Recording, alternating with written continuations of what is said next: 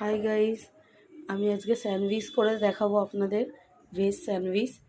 হ্যাঁ, তা আপনারা দেখুন। হাই, এবারে বাটার লাগিয়ে এই ভেজগুলো দিয়ে দিচ্ছি।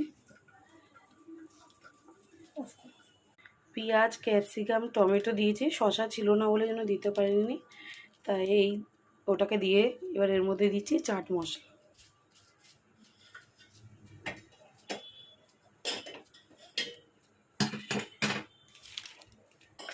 তারপরে দিচ্ছি এটা ছানা, কেটে গেছিলো, ছানাটা রেখে দিয়েছি, পনিরের জায়গায় ছানা ব্যবহার করছি। এই যে